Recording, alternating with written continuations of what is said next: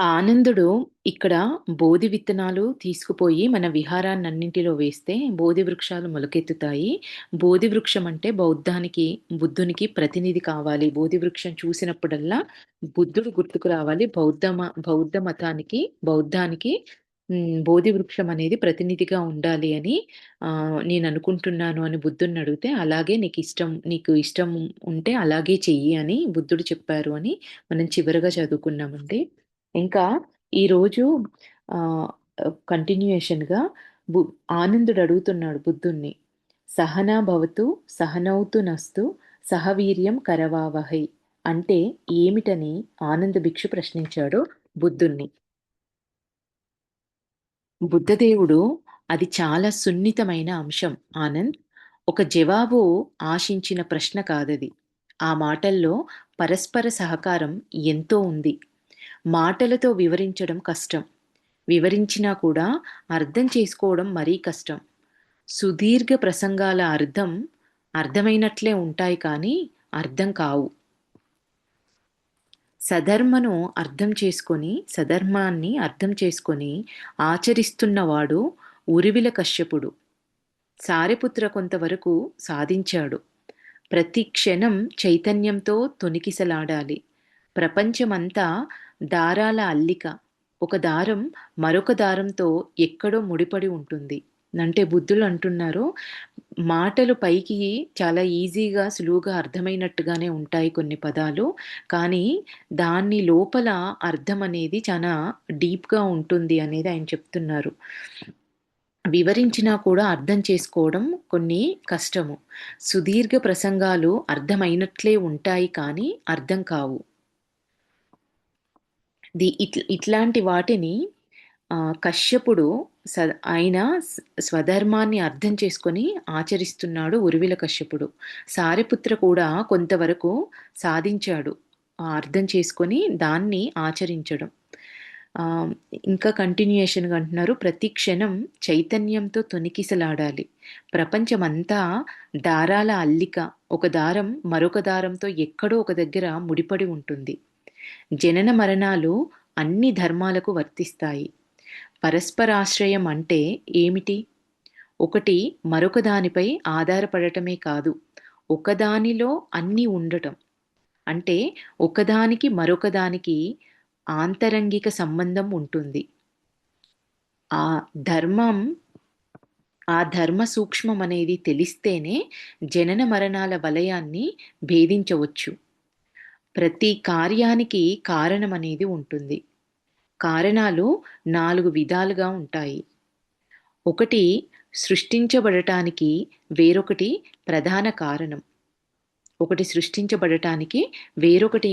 వేరొకటి ప్రధాన కారణం. వడ్ల గింజ వరి వంగడానికి కారణం. అది సృష్టించబడడానికి మట్టి, నీరు, గాలి, వేడి ఇవన్నీ ఆధారాలు. ఆ నాలుగింటిలో ఏ ఒక్కటి లోపించినా కూడా వడ్ల గింజ మొలకెత్తదు. మనిషి చేసే అన్ని కర్మలకు మూలం మనస్సు. మనిషి విచారాలకు, విషాదాలకు కారణం ఏది? జననం, మరణం, అజ్ఞానం. అజ్ఞానం వల్లనే జనన మరణాలు ఏర్పడతాయన్న వివేకం కలగడమే జ్ఞానం. జ్ఞానం అంటే అజ్ఞానం వల్లనే జననాలు, మరణాలు ఏర్పడతాయన్న వివేకం కలిగడమే అదే జ్ఞానం. అది తెలుసుకోకపోవడమే అజ్ఞానం. అది అంత సులభం కాదు. కానీ అది నిజం. అదే నిజం. జనన మరణాలు ఎలా, ఎక్కడ ఏర్పడుతుంటాయి? మన మనసులో. అవి చిత్తభ్రమలు. అవి చిత్త చాంచల్యాలు. వాటికి మూల కారణం అన్వేషిస్తే విచారాలు సమసిపోయే అవకాశం ఉంటుంది. ఒకసారి అజ్ఞానం వదిలితే జనన మరణ భావనలు, భయాల్ని మనము అధిగమించవచ్చు. అజ్ఞానం వదిలినప్పుడు ఈ జనన మరణ భావనలన్నీ, భయాలన్నింటినీ అధిగమించవచ్చు. మొత్తం 12 అవరోధాలున్నాయి. ఒకటి తెలిస్తే మిగిలినవి అవే తెలుస్తాయి. 6 ఇంద్రియాలకు సంబంధించినవి, మరో 6 అనుభూతులకు సంబంధించినవి. మరణం, జననం, వృద్ధి, గమనం, గ్రహణం, ఆరాటం, భావన ఇవి ఇంద్రియాలకు సంబంధించినవి. జ్ఞాని అయినవాడు వీటిని దాటిపోతాడు. వీటిని దాటిపోతే తప్ప జ్ఞాని కాడు. వీటిని అనుభవిస్తూనే వాటిలో చిక్కుపడకుండా తప్పించుకుంటాడు జ్ఞాని. జనన మరణాలకు ప్రాముఖ్యత ఇవ్వకపోతే వాటి నుండి విముక్తి పొందినట్లే. వాటికి ప్రాముఖ్యత ఇవ్వకపోతే వాటి నుంచి మనం విముక్తి పొందినట్లే. ఇంకేమంటున్నారు? జ్ఞాని వీటన్నింటిలో ఉంటాడు. వీటిని దాటిపోతే తప్ప జ్ఞాని కాడు. వీటిని అనుభవిస్తూనే జ్ఞాని వీటన్నింటినీ అనుభవిస్తూనే అందులో చిక్కుపడకుండా తప్పించుకుంటాడు. ఆ సమయంలో బుద్ధునిపై ఒక అపప్రద వచ్చింది. ఇది నెక్స్ట్ అండి. ఆ సమయంలో బుద్ధునిపై ఒక అపప్రద వచ్చింది. బ్రాహ్మణ వర్గం అసూయతో బుద్ధునిపై బురద చల్లటానికి మరొక ప్రయత్నం చేశారు. బుద్ధునికి ఒక ఆమెతో అక్రమ సంబంధం ఉందని, అతని వల్ల ఆమె గర్భవతి అయిందని ఒక కథను సృష్టించారు. అది ఎలా జరిగిందంటే, ఒక అందమైన బ్రాహ్మణ స్త్రీని ఎన్నిక చేశారు. ఆమె పేరు చించ. చించను పావుగా ఉపయోగించుకున్నారు. ఆమె రోజు చక్కగా ముస్తాబై జేతవనానికి వెళ్తుండేది. బుద్ధుని ధర్మబోధ పూర్తయ్యే వరకు మందిరం బయట తచ్చాడుతూ ఉండేది. ఎవరికోసమో నిరీక్షిస్తున్నట్లు నటించేది ఆవిడ. ఉపన్యాసం అయిన తర్వాత నగరంలోకి వెళ్ళేవారు ఆమెను అదోలా చూసేవారు. ఆమె నవ్వి సిగ్గుపడుతుండేది. మొదట్లో ఆమెను ఎవరు పట్టించుకోలేదు. తర్వాత అనుమానం వచ్చి, నీవెవరు? ఎవరికోసం నువ్విక్కడ నిరీక్షిస్తున్నావు అని ప్రశ్నిస్తే, గురువుగారితో నాకు పనుందని, గురువుగారి ఆశ్రమానికి వెళ్ళాలి అని ఆవిడ చెప్పేదంట. వారితో నీకేం పని అని ప్రశ్నిస్తే, వారితోనే నాకు పని. రాత్రికి ఆశ్రమంలోనే ఉండి తెల్లవారుజామున వెళ్ళిపోతాను అని ఆవిడ చెప్పేది. ఆ మాటలు కొందరిని బాధించాయి. కొందరికి నిజమేనేమో అని అనుమానం కూడా కలిగింది. ఆమె ప్రవర్తన అలా ఉండేదంట. ఒకనాడు ధర్మమందిరం లోపలికి వెళ్ళి ప్రసంగం వింది ఆవిడ. మధ్యలో లేచి నిలబడి ప్రశ్నించింది. ఆచార్య, తమరు ధర్మబోధ చేస్తారు కానీ ఆచరించరుగా?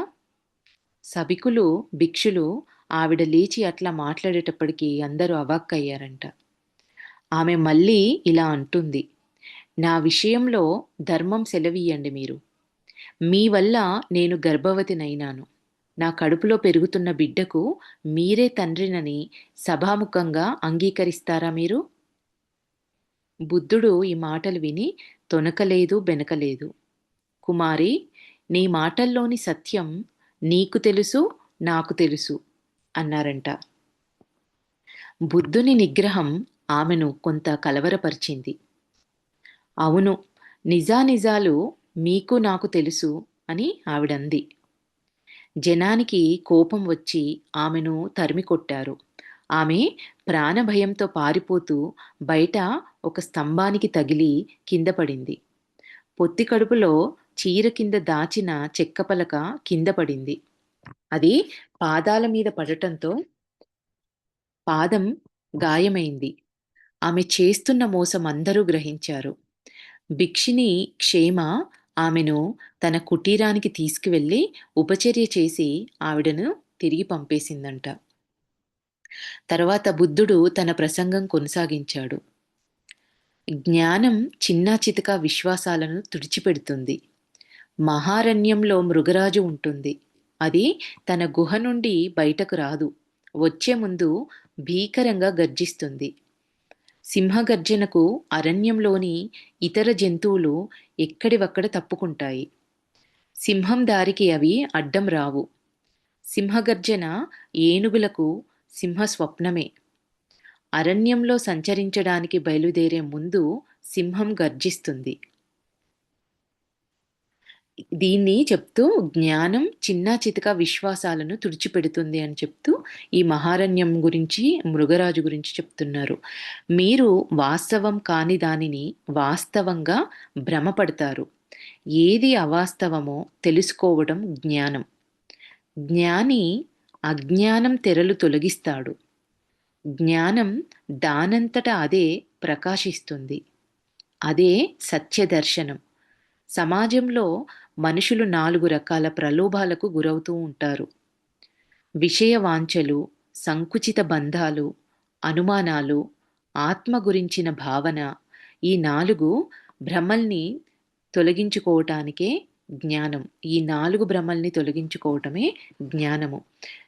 ఒకటేమో విషయ వాంఛలు, రెండోది సంకుచితమైన బంధాలు, మూడోదేమో అనుమానాలు, నాలుగోదేమో ఆత్మ గురించిన భావన. ఈ 4 భ్రమల్ని తొలగించుకోవడమే జ్ఞానం. నెక్స్ట్ టాపిక్ అండి. జేతవనంలోని కొందరు భిక్షులకు సారిపుత్రపై ఆగ్రహం కలిగిందంట. గౌతమ బుద్ధుడు సారిపుత్రను తన తర్వాత వారసునుగా చేస్తాడన్న అనుమానంతో కొంతమంది భిక్షులకు సారిపుత్ర పైన ఆగ్రహం కలిగింది. అనుమానం అసూయగా మారింది వాళ్ళకి. ఆయన అహంభావి అని, గర్విష్టి అని, ఎవ్వరికి మర్యాద ఇవ్వడని రకరకాల అభాండాలు వేయసాగారు సారిపుత్ర పైన. సారిపుత్ర ఎంతటి సమర్థుడో బుద్ధుడికి తెలుసు, ఆనందుడికి కూడా తెలుసు. అయితే అతనిని బహిరంగంగా బలపరిస్తే పక్షపాతం అనుకుంటారు. సారిపుత్ర అర్హత ఏమిటో ఎవరికి వారే గ్రహించాలని బుద్ధుడి యొక్క ఉద్దేశం. ధర్మమందిరంలో సర్వభిక్షు సమావేశం ఏర్పాటు చేయించాడు. మౌద్గల్యన, ఆనందుడు విహారంలోని ప్రతి ఆశ్రమం, ప్రతి పర్ణశాల తిరిగి అందరినీ ఆహ్వానించారు. సభా మండపం భిక్షులతో కిటకిటలాడింది. ఒకసారి బుద్ధుడే సారిపుత్రునికి తన పక్కన సమానమైన స్థానాన్ని ఇచ్చిన సంగతి మిగిలిన వాళ్ళందరూ మర్చిపోయారు. 8 సంవత్సరాల క్రితం జేతవనంలో కోకాలిక అనే ఒకరుండేవారు. అతనికి సారిపుత్ర, మౌద్గల్యనలంటే అకారణ ద్వేషం ఏర్పడింది. గౌతముడు కూడా అతని ప్రవర్తన, మనసు మార్చలేకపోయాడు. వారిద్దరూ స్వార్థపరులని అతని అభిప్రాయం. వారు మంచివారని బుద్ధుడు చెప్పినా కూడా వినక రాజగృహకు వెళ్ళి దేవదత్తుణ్ణి ఆశ్రయించాడు. ఇప్పుడతను దేవదత్తునికి ప్రియ శిష్యుడు. ఇక్కడ వీళ్ళు చెప్పినా కూడా ఆయన వీళ్ళ మాటలు నచ్చలేదు కాబట్టి దేవదత్తుడి దగ్గర ఈ విషయమంతా చెప్పేసరికి దేవదత్తుడు ఆయన్ని శిష్యుడిగా తీసుకున్నాడు. ఇప్పుడతను దేవదత్తుడికి ప్రియ శిష్యుడయ్యాడు. అది కారణంగానే ఆనందుడు బుద్ధుని ఆంతరంగిక భిక్షువు కావటానికి తటపటాయించాడు. అనవసరంగా స్పర్ధలు పెరుగుతాయని, అనుమానాలు ఏర్పడతాయని, చివరకు తాను బుద్ధుణ్ణి వదిలిపోవాల్సిన పరిస్థితి రావచ్చు అని చెప్పేసి ఆనందుడు బుద్ధుడి దగ్గర ఉండమంటే అప్పుడు ఉండడానికైనా వెనకాడారు అనే విషయాన్ని మళ్ళీ గుర్తు చేస్తున్నారు. ఆనందునికి మరొక సంఘటన జ్ఞాపకం వచ్చింది. కోశాంబిలో మాగంధిక అని ఒక ఆమె ఉండేది. ఆమె బుద్ధుడు తనని ప్రత్యేకంగా గౌరవించలేదని ఈసడించుకునేది. ఆమె చాలా అందమైన బ్రాహ్మణి. బుద్ధునికి 45 సంవత్సరాల వయసులో తారసపడి పరిచయం పెంచుకొని ప్రేమించసాగింది బుద్ధుణ్ణి. బుద్ధునిని తన వైపు ఆకర్షించడానికి నానా యాతన పడిందావిడ. మౌద్గల్యన ఆమె ప్రయత్నాన్ని వారించాడు. దాంతో ఆమె తన ప్రేమను ద్వేషంగా మార్చుకోసాగింది. తర్వాత ఆమె ఉదేన అనే ప్రభువుని పెళ్లి చేసుకుంది. ఆవిడ రానయింది. అయినా బుద్ధుని పైన మోజు తీరలేదు ఆవిడకు. బుద్ధుణ్ణి ద్వేషించసాగింది. దుష్ప్రచారం చేసింది. బుద్ధుని ధర్మబోధనలు నిలిపివేయించమని ఆమె భర్తని ఎంతో వేధించింది. ఉదేన ప్రభువుకు సమవతి అనే ప్రేయసి ఉంది. ఆమె బుద్ధుని అభిమాని. మాగంధిక ఆమెను అవమానించేది. ఈవిడ ఆ గొడవలు భరించలేక ఆనందుడు కోశాంబి వదిలి వేరే ఎక్కడికైనా వెళ్ళాలని ఆలోచించాడు. బుద్ధుడు వారించాడంట. ఎక్కడికి వెళ్ళినా అక్కడ ఇలాంటివి జరగవని. ఏమిటి ఆనంద్, వేరొక చోటుకు పోతాం. అది వివేకవంతుల లక్షణం కాదు వేరొక చోటుకు వెళ్ళటం అనేది. కష్టం వచ్చిన ప్రతిసారి కృంగిపోవటం, పారిపోవటం ధీరుల లక్షణం అనిపించుకోదు. అది పిరికితనమవుతుంది, పలాయనమవుతుంది. మనం సహనం వహించి, సంయమనం పాటిస్తే ఎలాంటి ఇబ్బంది ఉండదు. ఏ ప్రమాదం జరగదు. మనల్ని బాధపెట్టదలిచిన వారే బాధపడతారు. మనల్ని అవమానించిన వారే అవమానాల పాలవుతారు. ఎవరైనా ఆకాశంలోకి ఉమ్మివేస్తే అది వచ్చి వారి ముఖం మీదనే పడుతుంది. ఆకాశం ఎప్పటికీ కలుషితం కాదు. ప్రస్తుత పరిస్థితిని సారిపుత్ర ఎదుర్కోగలడని ఆనందుని నమ్మకం. సారిపుత్రపై గౌతమ బుద్ధునికి విశ్వాసం ఉంది. సంఘంలో చెప్పుకోదగిన వ్యక్తి ఆయన. జ్ఞాని అతను. సంఘ నిర్వహణ అతనే చూస్తాడు కూడా. సంఘానికి రూపకల్పన చేసింది సారిపుత్రుడే. బౌద్ధ ధర్మ సూత్రాలను సమీకరించి వ్యాఖ్యానించిన వాడు తనే. అతనిది స్వతంత్ర వైఖరి. బుద్ధుని భావాలకు భాష్యం చెప్పగలవాడు సారిపుత్ర. సభామందిరంలో ప్రవేశించిన బుద్ధుడు వేదిక పైన తన పక్కన సారిపుత్రను కూర్చోమని ఆహ్వానించాడు. అందుకు అంగీకరించక దూరంగా ఆనంద్, మౌద్గల్యనల సరసన వెళ్ళి కూర్చున్నాడు వినయంగా. ఆ సమావేశం తనపై వచ్చిన అభియోగం విచారణకని సారిపుత్రకి తెలుసు. సారిపుత్ర, కొందరు భిక్షులు నీపైన కొన్ని ఫిర్యాదులు చేశారు. మరికొందరు అభియోగం మోపారు. వారిని అవమానించావని వారి అభియోగం. నీవు చెప్పుకోవలసిందేమైనా ఉందా? బుద్ధుడు సభ ఉద్దేశం ప్రకటించాడు. సారిపుత్ర లేచి బుద్ధుని పాదాలకు నమస్కరించి, సభకు నమస్కరించి అన్నాడు, భగవాన్, సవ్యంగా జీవించనివాడు, సక్రమంగా ధ్యానం చెయ్యనివాడు, అంతర్ముఖుడు కాలేనివాడు, ఆత్మోన్మీలన చెందనివాడు, అజ్ఞానంలో ఉన్నవాడు సోదర భిక్షుణ్ణి అవమానించవచ్చు. కానీ నేను ఎవరికీ క్షమాపణ చెప్పను. మీరు 14 సంవత్సరాల క్రితం రాహుల్కి ఇచ్చిన సందేశం నాకు శిరోధార్యం. కరుణ, ప్రేమ, ఆనందం, సమత అనే 4 అంశాలు వివరించి బోధించారు. ఆనాటి నుండి ఈనాటి వరకు ఆ ధర్మాలను పాటిస్తున్నాను నేను. భగవాన్, నాకు ఎవ్వరిపైనా ద్వేషం లేదు, అయిష్టం లేదు. ఎవరైనా నా ప్రవర్తన అవమానంగా భావిస్తే నేను క్షంతవ్యుడిని, క్షమించండి. ఫిర్యాదు చేసిన వారు వచ్చి ఇది చెప్పగానే ఫిర్యాదు చేసిన వారు వచ్చి సారిపుత్రకు క్షమాపణ చెప్పారు. బుద్ధుడు చాలా గ్రామాలు పర్యటించాడు. చాలామంది వారి ధర్మబోధనలు విన్నారు. అందులో ఒకరు వినయంగా వచ్చి చెప్పారంట, అయ్యా, మా కేశపుత్ర గ్రామానికి బ్రాహ్మణ పండితులు వచ్చి బోధిస్తుంటారు. అన్ని మతాల కన్నా బ్రాహ్మణ ధర్మమే గొప్పదంటారు. కానీ ఆ ధర్మాన్ని అనుసరించిన వారిని బ్రాహ్మణులుగా అంగీకరించరు ఎందువల్ల అని బుద్ధుణ్ణి ప్రశ్నించారంట. బుద్ధుడు చెప్తున్నారు, ఒక విషయం ఒకటికి 10 సార్లు నొక్కి వక్కానించినంత మాత్రాన అది ఎప్పటికీ నిజం కాదు. అది సత్యము కాదు. ప్రాచీన గ్రంథాలలో రాయబడిందని చెప్పినంత మాత్రాన ప్రాచీనమైనదంతా సత్యం కాదు. గురువులు బోధించినంత మాత్రాన దానికి పవిత్రత రాదు. అది సత్యమైపోదు. మీ వివేకంతో దానిని విశ్లేషించుకోవాలి. మీకు ఆనందం కలిగించేది, తృప్తిని, శాంతిని కలిగించేది, మీకు ఉపకరించేది మాత్రమే మీరు ఆమోదిస్తారు, నమ్ముతారు. నచ్చని వాటిని, ఉపయోగకరం కాని వాటిని వదిలిపెట్టండి. చెప్పినవాడు మహామేధావి అయినంత మాత్రాన మీకు ఒరిగేది ఏం లేదు. ప్రయోజకరం కాని వాటిని వదిలిపెట్టండి. అత్యాశ, ఆక్రోశం, అజ్ఞానం వీటిని పరిహరించండి. గుడ్డిగా ఎవ్వరినీ నమ్మకండి. మీకు స్వేచ్ఛ ఉంది, స్వతంత్రం ఉంది. తను నమ్మిన వాటిని ఆచరించే స్వేచ్ఛ ప్రతి ఒక్కరికి ఉంది. బుద్ధుని ప్రవచనాలు, సూత్రాలు ఎంతో జటిలంగా ఉంటాయి.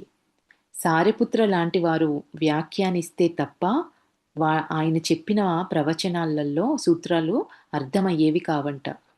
కానీ సామాన్యులకు అర్థమయ్యే రీతిలో చిన్న చిన్న సంఘటనలను ఆధారంగా చేసుకొని ఉపమానాలతో బోధించేవాడు. ఒకసారి బుద్ధుడు అలవి గ్రామం వెళ్ళాడు. ఊరి పెద్దలు భిక్ష ఏర్పాటు చేశారక్కడ. భిక్ష అనంతరం ధర్మబోధ జరగబోతుండగా ఒక రైతు ఆదరబాదరగా పరిగెత్తుకుంటూ వచ్చాడు. ఏమిటి విశేషం అని ప్రశ్నించగా అతని గేదె తప్పిపోయిందని చెప్పాడు. ఎవరికీ ఏం అర్థం కాలేదు. బుద్ధుడేం చెయ్యాలి గేదె తప్పిపోతే? ఆ రైతు బుద్ధుణ్ణి దర్శించుకోవాలనుకున్నాడు. బయలుదేరబోతుండగా గేదె తప్పిపోయిందన్న విషయం తెలిసింది. దానిని వెతికి పట్టుకోవడంలో ఇంత ఆలస్యమైంది. భోజనం చేయకుండా ఆయన పరిగెత్తుకు వచ్చాడు. భోజనం చేస్తే ధర్మబోధకు రాలేనని ఆతృతతో. బుద్ధుడు అతనికి ఇదంతా విని అతనికి ముందు భోజనం పెట్టించి తర్వాతనే ధర్మబోధ చేశారంట. ప్రపంచంలో అన్ని అవసరాలకు మించింది ఆకలి. ఆకలితో ఉన్నవాడికి నీతి సూత్రాలు బోధిస్తే కడుపు మండుతుంది గాని నిండదు. ధ్యానమైన, శ్రవణమైన కడుపు నిండిన తర్వాతనే. భోజనం చేసి వచ్చిన రైతు చక్కగా మనస్సు పెట్టి వినగలిగాడు. ఎవరూ లోకంలో ఆకలితో బాధపడకూడదని బుద్ధుడు చెప్పేవాడంట. తర్వాత కోశాంబి చేరటానికి గంగా తీరంలో నడుస్తుండగా నదిలో ఒక కొయ్య దుంగ కొట్టుకుపోవటం గమనించాడు. వెంట వస్తున్న భిక్షుల్ని దగ్గరగా పిలిచి, ఆ దుంగను చూస్తే మీకేమనిపిస్తుంది? మీరంతా ఆ కొయ్య దుంగల్లాంటి వారే అన్నాడు. భిక్షులు బిత్తరపోయారు. తర్వాత వివరణ ఇచ్చారంట. చూడండి, ఆ దుంగ సముద్రం చేరాలంటే ఎన్ని అవాంతరాలుంటాయి. ఎక్కడ గట్టుకు తగిలి ఆగిపోకూడదు. నీళ్లలో మునిగిపోకూడదు.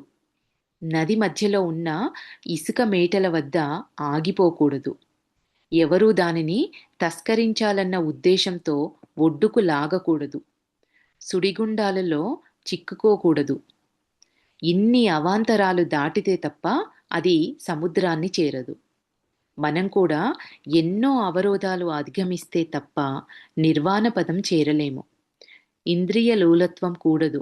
కోరికలు, కామనలు, వాంఛలలో మునిగిపోకూడదు. లక్ష్యం మరచి మధ్యలో ఆగిపోకూడదు. దారి తప్పకూడదు. పెడదారి పట్టకూడదు. నైతిక వర్తన లేని వారితో మైత్రి చేయకూడదు. ఆహార, నిద్ర, మైథునాలు పరిమితం చేసుకోవాలి. ధన వ్యామోహం, కీర్తి వ్యామోహం కూడదు. ఆడంబర జీవనం పనికిరాదు. ఇన్ని అవరోధాలు దాటితే తప్ప నిర్వాణం చేరలేము. మళ్ళీ ఒకసారి రిపీట్ చేస్తా అండి. మనం కూడా ఎన్నో అవరోధాలను అధిగమిస్తే తప్ప నిర్వాణ పదం చేరలేము. ఏంటవన్నీ? ఇంద్రియ లోలత్వం కూడదు. కోరికలు, కామనలు, వాంఛలలో మునిగిపోకూడదు. లక్ష్యం మరచి మధ్యలో ఆగిపోకూడదు. దారి తప్పకూడదు. పెడదారి పట్టకూడదు. నైతిక వర్తన లేని వారితో మైత్రి చేయకూడదు. ఆహారం, నిద్ర, మైథునాలు పరిమితం చేసుకోవాలి. ధన వ్యామోహం, కీర్తి వ్యామోహం ఉండకూడదు. ఆడంబరమైన జీవనం పనికిరాదు. ఇన్ని అవరోధాలు దాటితే తప్ప నిర్వాణం చేరలేము. 20 సంవత్సరాలు నిండని వారిని సంఘంలో చేర్చుకోరాదన్న నియమం ఉండేదప్పుడు. ఒకసారి 17 మంది పిల్లలు సంఘంలో చేరుతామని వచ్చారు. వాళ్ళందరూ 12 సంవత్సరాల నుంచి 18 సంవత్సరాల మధ్య వయస్కులు. తల్లిదండ్రుల అనుమతి తీసుకురమ్మని చెప్పి పంపేశారట వాళ్ళని. ఉపాలి తల్లిదండ్రులు అనుమతి ఇవ్వలేదు ఉపాలి అనే అబ్బాయికి. సంఘంలో చేరితే మధ్యాహ్నం 12లోగా భోజనం చెయ్యాలి. రాత్రి భోజనం ఉండదు. పిల్లలు ఒక్క పూట తిని ఉండలేరు. ఆరోగ్యరీత్యా అది మంచిది కూడా కాదు. పైగా ఏది దొరికితే అది తినాలి, అది కూడా ఒక నియమం. పిల్లలకు అది కూడా కష్టమైన విషయమే. అందుచేత నియమాలనేవి పెట్టారు. గృహస్థులు, ఆడవారు, పిల్లలు వారి వారి ఇళ్లల్లోనే ఉండవచ్చు. పంచసూత్రాలు పాటిస్తే చాలు. అష్టాంగ సూత్రాలు అనుసరిస్తే చాలు. బౌద్ధ ధర్మం పాటించినట్లే అని అందరూ అందరూ వచ్చి భిక్షులుగా కావాల్సిన అవసరమేం లేదు. ఎవరి ఇళ్లల్లో వాళ్ళు గృహస్థులు, ఆడవాళ్ళు, పిల్లలు ఈ పంచసూత్రాలను, అష్టాంగ సూత్రాలను అనుసరిస్తే చాలు. బౌద్ధ ధర్మం పాటించినట్లే అని చెప్పేసి ఒక కొత్త నియమాన్ని పెట్టారంట. ఆసుమరగిరి పైన వేసకాల వనంలో ఉన్న తరుణంలో కొందరు ముఖ్య భిక్షునులు సమావేశపరిచి మహాపురుషుల విముక్తి విధానాల గురించి వివరించారు. ఇది వేస్ వేసకాల వనమంట. వనం పేరు వేసకాల వనమంట అండి. వేసకాల వనంలో ఉన్న తరుణంలో కొందరు ముఖ్యమైన భిక్షులను సమావేశపరిచి మహాపురుషుల విముక్తి విధానాల గురించి వివరించారంట. భిక్షు సోదరులారా, మహాత్ములంతా నిర్వాణ పదం చేరిన వారే. జనన మరణాలకు అతీతమైన వారే. వారు నిర్వాణ స్థితికి చేరిన ఉపాయాలను వివరిస్తాను వినండి. నిర్వాణ పథానికి 8 మార్గాలున్నాయి. పూర్వకాలం నుండి మహాత్ములైన వారు బోధించినవి, అనుసరించినవి ఆ సూత్రాలు అని ఆ 8 సూత్రాలను చెప్తున్నారిక్కడ. మొదటిది, ఏ ఒక్క ధర్మం శాశ్వతం కాదు. అన్ని ధర్మాలు అశాశ్వతాలే. చివరకు అన్ని ధర్మాలను పరిత్యజించవలసిందే. అంటే చివరికి శూన్య ధర్మం పైన కాకుండా ధర్మ శూన్యత పైన మనస్సు, భావం లగ్నం చేసి ధారణ చెయ్యాలి. అదే శూన్యత సాధన అంటే. రెండోది, అవసరాలు పెరిగిన కొద్దీ ఆశలు పెరుగుతూ ఉంటాయి. కోరికలు పెరిగిన కొద్దీ కష్టాలు, బాధలు పెరుగుతూ ఉంటాయి. కోరికలు పెరిగితే, బాధలు పెరిగితే జ్ఞానం అనేది దూరంగా పారిపోతుంది. జీవితంలో కష్టాలకు, బాధలకు కారణం అత్యాశ. మూడోది, నిరాడంబరంగా కోరికల్ని, అవసరాలకు పరిమితం చేస్తూ జీవించడం వల్ల శాంతి, ఆనందం లభిస్తాయి. భద్రత కూడా కలుగుతుంది. ఇతరులకు సహాయం చేయటం వల్ల ఆత్మతృప్తి, మనశ్శాంతి కలుగుతాయి.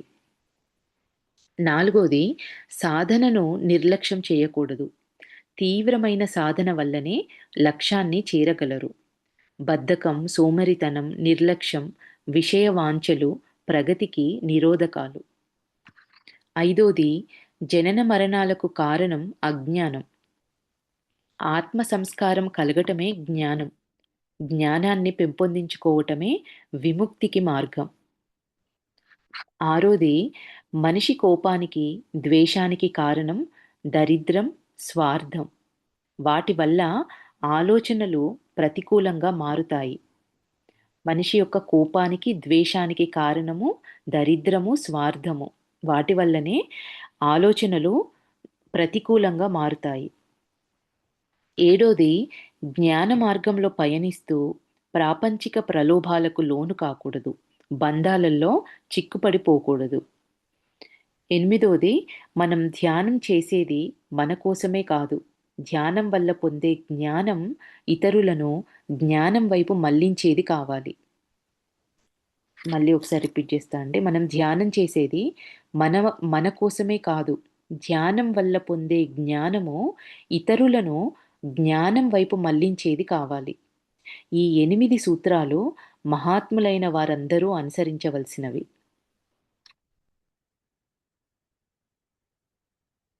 నెక్స్ట్, వేణువనానికి తిరిగి చేరేసరికి వక్రాలి అనే భిక్షువు జబ్బు పడ్డాడని తెలిసింది. వెంటనే ఆనందుణ్ణి వెంటబెట్టుకొని వక్రాలి ఆశ్రమానికి బయలుదేరాడు. వెళ్ళి చూసి పరామర్శించి హితవచనాలు చెప్పాడు. వక్రాలి, ఇంక దేనికి విచారించకు నువ్వు. దేని గురించి ఆలోచించకు. పవిత్రంగా జీవించావు నువ్వు. మచ్చలేని జీవితం గడిపావు. జ్ఞానివి కూడా అయ్యావు. ఇది విని వక్రాలి అంటున్నారంట, మహాగురు, మీ దర్శనానికి రాలేని అశక్తుడినయ్యాను నేను. అదే నా విచారం. బుద్ధుడు చెప్తున్నారు, అంత దూరం శ్రమపడి వచ్చి నా భౌతిక రూపాన్ని చూడటం అవసరమా? నా శరీరం ముఖ్యం కాదు. నా రూపం ముఖ్యం కాదు. జ్ఞానం ముఖ్యం. నీలో నా భావన కలిగితే నా రూపం కలుగుతుంది. అది నన్ను దర్శించినట్లే కదా! నన్ను చూస్తూ, నిత్యం దర్శిస్తూ, నీ ధ్యానాన్ని నిర్లక్ష్యం చేస్తే నువ్వు లక్ష్యాన్ని చేరలేవు. నీకు జనన మరణాలు లేవు. శాశ్వతత్వాన్ని సంపాదించావు. నీలో ఇంకా ఏమైనా మిగిలిపోయిన బాధలుంటే వాటిపైన మనసు పెట్టు. అవి సమసిపోతాయి. నిశ్శేషమవుతావు. బుద్ధుడు, ఆనందుడు వెళ్ళిపోయిన తర్వాత వక్రాలి తనను పర్వత ప్రాంతానికి తీసుకువెళ్ళమని తన శిష్యుల్ని కోరారు. నేను 4 గోడల మధ్యలో చనిపోదలచలేదు. విశాల వినీల గగనాల క్రింద విశ్రమిస్తాను. నేనక్కడే నిర్యా నిర్యాణం చెందుతాను అని ఆయనన్నారంట. తర్వాత బుద్ధుడు నలంద విహారానికి వెళ్ళాడు. అక్కడ కొంతకాలం విశ్రాంతి తీసుకున్నాడు. ఒకనాడు భిక్షుల్ని పిలిచి ఇష్టాగోష్ఠి జరిపి అన్నాడు, పుట్టిన ప్రతి జీవి మరణించక తప్పదు. ఎంత జ్ఞానం పొందిన మహాత్ముడైనా భౌతికంగా మరణిస్తాడు. మరణానికి ముందు బాధపడక తప్పదు. అయితే ధ్యానులు తక్కువ బాధపడతారు. బాధను బాధగా భావించరు. నిర్లక్ష్యం చేస్తారు. ధ్యానం అంటే ధర్మాన్ని ఆచరించడం, ప్రకృతి ధర్మాన్ని గౌరవించడం. ధ్యానం చేసే వారిని ధ్యానమే రక్షిస్తుంది. ఒక బాణం గుచ్చుకుంటే నొప్పి కలుగుతుంది. అదే తాపున మరొక బాణం గుచ్చుకుంటే నొప్పి పదింతలవుతుంది. అక్కడే మరొక బాణం తగిలితే నొప్పి 1000 రెట్లు పెరుగుతుంది. అజ్ఞానం అన్నది రెండవ, మూడవ బాణం దెబ్బల్లాంటిది. జ్ఞాని శారీరకమైన బాధను శరీరానికి అన్వయిస్తూ మనస్సును శాంతింపజేసుకుంటాడు. భయపడడు, బాధపడడు, అయ్యో అననడు. సదవగాహన ఏర్పడితే అనారోగ్యం, వార్ధక్యం, మృత్యువు బాధించవు. అంతగా బాధ అనుభవించవలసి వస్తే ఆ బాధ నేను కాను, నేను బాధను కాను, కనుక బాధ నన్ను బాధించదు అని అనుకుంటాడు జ్ఞాని. శరీరం గురించి, బాధల్ని గురించి ఆలోచన ఎలాంటిదంటే ప్రమిదలోని నూనె వత్తి లాంటిది.